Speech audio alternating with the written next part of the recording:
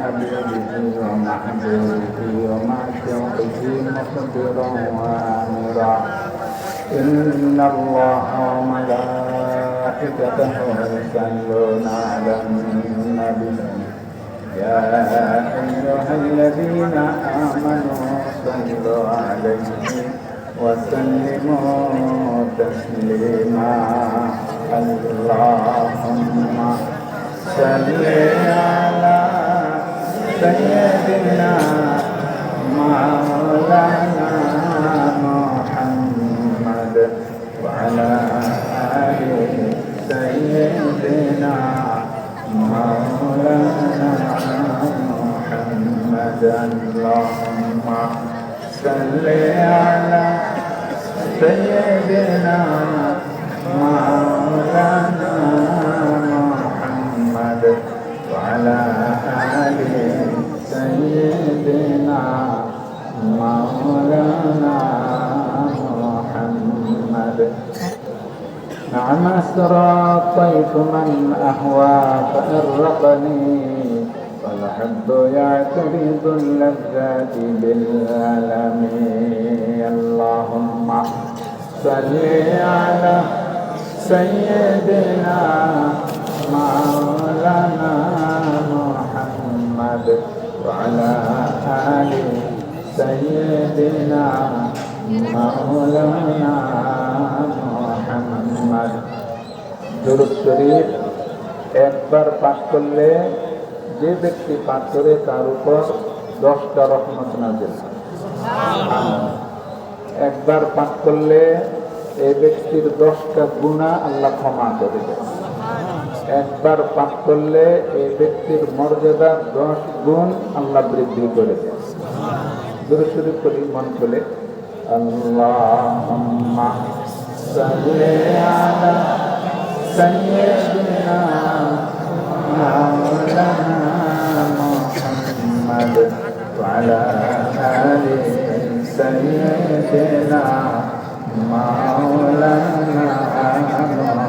محمد وهو الذي تم معناه وصورته ثم اصطفاه حبيبا بارئ النسم اللهم صل على سيدنا مولانا محمد وعلى آل سيدنا مولانا محمد এই তবে বরাতের মাহফিলের সুযোগ্য সুনামধন্য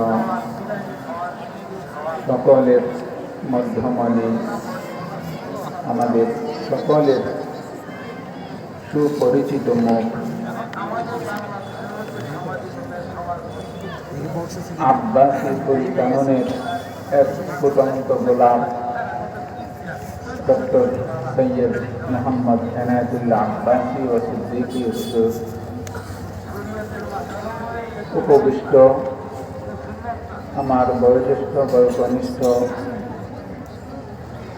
সকল আশিকে ইলাহি আশিকে রসুল দিনদার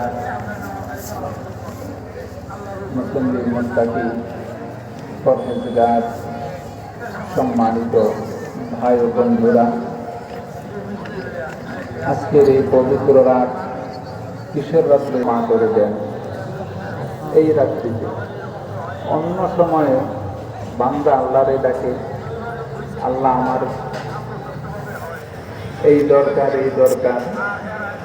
এই রাত্রিতে আল্লাহ বান্দারে ডাকেন, বান্দা তোর কি দরকার আমার কাছে চা, আমি তোরে দিয়ে দিব। সুবহানাল্লাহ সুবহানাল্লাহুল আযীম। আমরা জীবনে কত গুনাহ করছি, আজকে আমরা আল্লাহর কাছে ক্ষমা চাইব। হুজুর আসবেন, তাওবা আল্লাহ তাআলা বান্দার তওবাকে কত পছন্দ করে। এক মহিলা, এক শিশু বাচ্চা, দুধের বাচ্চা হারাইলে তখন কেমন লাগে বলেন? টেনশন না? দুষ্টিটা টেনশন। বাচ্চা হারাই গেল, কই গেল কই গেল। নবীজি সাল্লাল্লাহু আলাইহি ওয়া আলা আলিহি ওয়াসাল্লাম সাহাবীদেরকে নিয়ে তিনি তালিম দিচ্ছিলেন, তাদেরকে নিয়ে তিনি জরুরি কথাবার্তা বলছিলেন। ওর মহিলার অস্থিরতা তিনি লক্ষ্য করেছিলেন। আরে মহিলার বাচ্চাটা গেল কই। একটু পরে বাচ্চাটা তিনি পাইয়া বাচ্চাটাকে বুকে নিয়ে আদর করতেছে এবং তাকে দুধ খাওয়াচ্ছে। নবীজি সাল্লাল্লাহু আলাইহি ওয়া আলা আলিহি ওয়াসাল্লাম বললেন, এই হারানো বাচ্চাটাকে মহিলা পাইছে, এখন এই বাচ্চাটাকে ঠিক মেরে আগুনে ফেলে দিতে এই মায়ের পক্ষে কি সম্ভব? সাহাবীরা বলেন, না, এটা কখনো সম্ভব না। হারানো বাচ্চা পাইয়া এই মহিলা যত বেশি খুশি হয়েছেন, নবীজি সাল্লাল্লাহু আলাইহি ওয়া আলা আলিহি ওয়াসাল্লাম বলেন, যেই বান্দা আল্লাহ ভোলা, আল্লাহকে ভুলে গেছে, ডাকছে মসজিদ থেকে, হাইয়া আলাস সালাহ, হাইয়া আলাল ফালাহ, ডাকে সে কর্মকাজ করে না।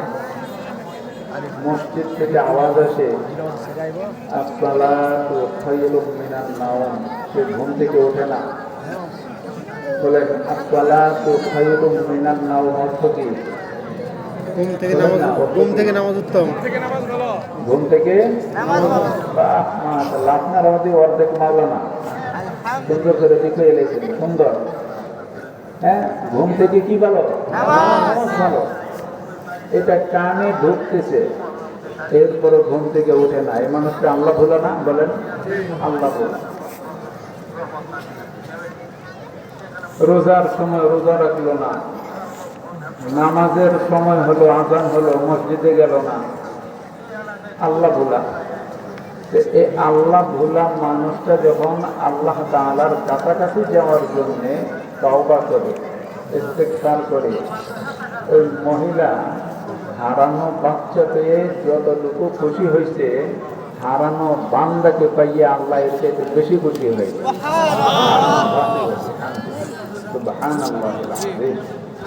সাহাবীরা, শোনো, এই বাচ্চাটারে আগুনে নিক্ষেপ করা সম্ভব মহিলার পক্ষে? আদৌ সম্ভব না। আল্লাহর পক্ষেও এই বান্দাকে যে তওবা করছে আগুনে নিক্ষেপ করা সম্ভব না। আল্লাহ তাআলা এত মায়া করে, বলেন না সুবহানাল্লাহ। তাহলে তওবা করে বিগত জীবনের গুনাহ আমরা আল্লাহর কাছে ক্ষমা চাইবো, চাইবো তো ইনশাআল্লাহ। এবং সামনের জীবন যেন আমাদের পরিচ্ছন্ন পরিমার্জিত হয়ে যায়, ত্রুটিমুক্ত হয়ে যায়। আমরা সচেষ্ট থাকবো, যার যেখানে ত্রুটিটা আমরা মুছে ফেলবো। যার নামাজের ত্রুটি, এই নামাজটাকে আমরা আঁকড়ে ধরবো। যার জিহ্বায় ত্রুটি, মানুষের গীবত করে ফিরে, আজকে তওবার রাত্রি, জীবনে কোনোদিন গীবত করবো না। করবো আমরা ইনশাআল্লাহ? বলেন ইনশাআল্লাহ। আমরা কখনো গীবত করবো না।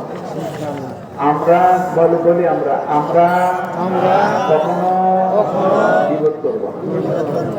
গীবতের দ্বারা নিজের ইমানি ক্ষতি হয়, আমলের ক্ষতি হয়। হাসান বসরি রহমাতুল্লাহ আলাইহি একদিনে হালুয়া বাসায় তৈরি করে একজনকে হাদিয়া পাঠাইছে। ছাত্র কয়, হুজুর, এর যে আপনি হালুয়া খাইতে দিয়েছেন, এই লোক কি করে জানেন? কি করে? সে সবসময় আপনার গীবত করে। বলছি, এর লিগেই তো সে আমার গীবত করার দ্বারা আমার গুনাহগুলো নিচ্ছে আর তার নেকিগুলো আমারে দিচ্ছে। সে হালুয়া হেরে খাওয়াইতাম না, খাওয়া মোবাইল। বুঝেন নাই? গীবত করলে চলবে না। নিজের যতটুকু ঈমান আমল আছে সব আরেকজনের খাতায় চলে যাবে। কিয়ামতের দিন রাসূল করিম রাউফুর রহিম সাইয়্যিদুল মুরসালিন সাল্লাল্লাহু আলাইহি ওয়া সাল্লাম বলেন, এমন বলে বলো তো, কে সবচেয়ে গরিব? সবচেয়ে গরিব কে? মুফলিস। হাদিসে যে শব্দটা আছে, মুসলিম শরীফে হাদিস, মুফলিস যে ব্যক্তির টাকা নাই, পয়সা নাই, হুজুর এক না, এই গরিব না। সবচাইতে বিপদগ্রস্ত, সবচাইতে গরিব কে? যে অনেক নেকি নিয়া কিয়ামতের দিন উঠবে। নেকি নিয়া উঠলে আবার গরিব হয় কেমনে? অনেক নেকি নিয়া উঠবে কিয়ামতের দিন। আল্লাহ তাআলা বলবেন যে জান্নাতে যাইতে যাবে, যাও। গিয়া দেখবে কেউ আসবে, আল্লাহ আল্লাহকে আমার একটু বোঝাপড়া আছে। কি বোঝাপড়া আছে? এর কাছে আমি টাকা পাই, সে ইচ্ছা কইরা মাকাল্লুল গনি যুলমুন, দেওয়ার ক্ষমতা ছিল, আমারে ঘুরাইছে গাড়াইছে, টাকাটা দেয় নাই। ঋণগ্রস্ত অবস্থায় কবরে গেলে, কবরে কি পরিমাণ। জান্নাতে ঢোকার সময় কেউ একজন আসবে, আল্লাহ এর জান্নাতে যাইতে কইছেন, একটু পরে কোন আমার লোকে তার একটু বোঝাপড়া আছে, এটা সাধুক, তারপরে যা। কি? আমি টাকা পাইতাম, এটা ঘুরাইছে, দেয় নাই। ইচ্ছে সব ক্ষমতা ছিল, আজকে না কালকে, কালকে না পরশু, এক সপ্তাহ পর দেখা করেন, এক সপ্তাহ পর দেখা করেন, শুক্রবারে আয়েন। শুক্রবারে গেলে, শুক্রবার কি একটা, ওই আরো তো কত শুক্রবার আছে, পরে আয়েন, ঘুরাইছে গেলে। আল্লাহ তাআলা বলবে, না মিয়া, যেই পরিমাণ টাকা তুমি ঋণ, এই পরিমাণ তাকে নেকি দিয়ে দাও। দিয়ে দিল, হাই হাই রে, এত বড় দামি নেকি আমার চলে গেল। ঢুকবে, এমন সময় আরেকজন, আল্লাহ আমার গীবত করছে। আমার কি করছে? গীবত করছে।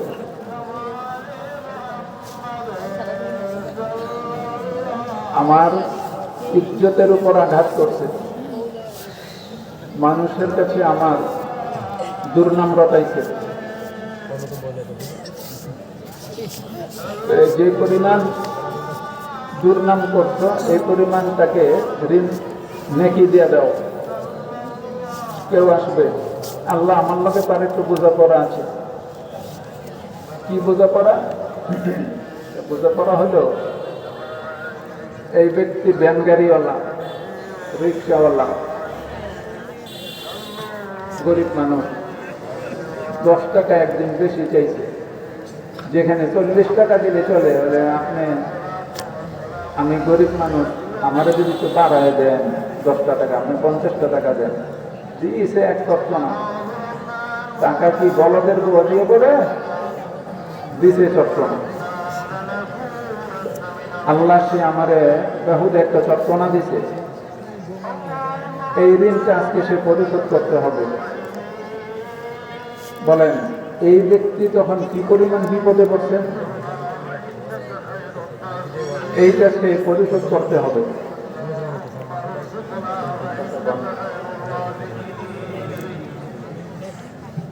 আবার কেউ আসবে, আবার আল্লাহ তার সাথে আমার একটু বোঝাপড়া আছে। কি বোঝাপড়া? সে আমার একটা বকা দিছিল, গালি দিছিল, আমি মনে কষ্ট পাইছি। এর যে পরিমাণ কষ্ট দিছ, এটা পরিশোধ করো। তখন তার নেকি দিতে দিতে নেকির খাতাটা শূন্য হয়ে যাবে।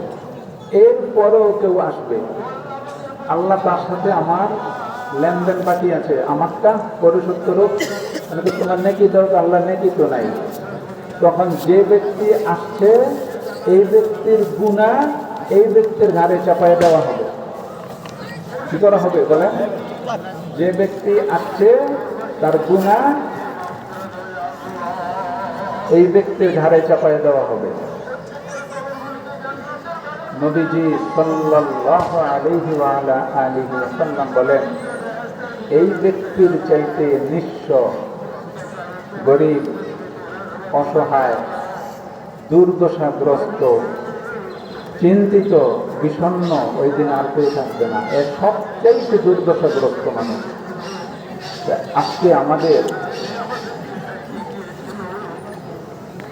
তওবা এটা হবে যে এই জাতীয় কোনো সমস্যা যেন আমার মধ্যে না থাকে, আমি যেন পরিচ্ছন্ন হইতে পারি, ঋণ পরিশোধ করব, গীবত মুক্ত থাকব, পরচর্চা পরনিন্দা এগুলো থেকে জিহ্বাকে পরিচ্ছন্ন রাখবো, পরিষ্কার রাখবো। পারবো তো ইনশাআল্লাহ? এগুলো করতে হবে। হুজুর আসবেন, আপনাদের নিয়ে জরুরি আলোচনা করবেন এবং তওবা করবেন। আপনাদের আমাদের সবাইকে নিয়ে তওবা করাবেন। আমরা এই সমস্ত অপরাধগুলো থেকে তওবা করব। আল্লাহর দরবারে যাইতে হবে যে কোনো সময়, যে কোনো সময় ডাকা। আমি জানি যে আগামীকালকে আমি বাচ্চা থাকবো, আমি করতে পারবো না, কথা বলেন না, এটা জানি যে আমি আগামীকালকে বাঁচবো, 10 মিনিট পরে বেঁচে থাকবো, জানি যে কোনো মুহূর্তে ডাকাচ্ছে, যে কোনো মুহূর্তে বলবে আসো সময় শেষ। মানুষ যখন মরে যায় বাকিরা বলা বলি করে, হ্যাঁ হ্যাঁ এই 10 মিনিট আগে আমাকে লোকে চা খাইছে, হঠাৎ স্ট্রোক করে নাই, হয় না এরকম? হঠাৎ স্ট্রোক করে নাই। আশেপাশের মসজিদেও বয়ান হচ্ছে, দোয়া হচ্ছে, এটা হবেই। আশেপাশে যত মসজিদ আছে সেখানে দোয়া হচ্ছে, হবে।